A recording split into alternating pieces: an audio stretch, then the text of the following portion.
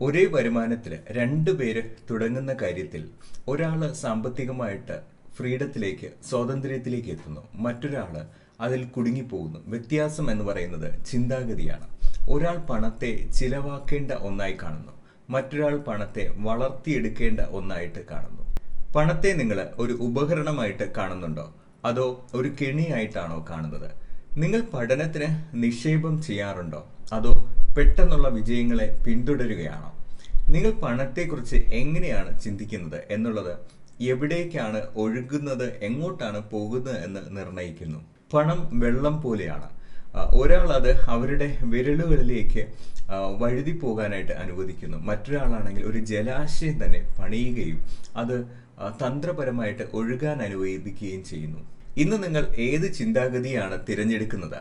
നിങ്ങളുടെ സാമ്പത്തികമായിട്ടുള്ള ഭാവി മാറ്റാൻ നിങ്ങൾ തയ്യാറാണെങ്കിൽ ഫിനാൻഷ്യൽ മെന്റർഷിപ്പ് എന്ന് കമന്റ് ചെയ്യുക, FM എന്ന് കമന്റ് ചെയ്യുക.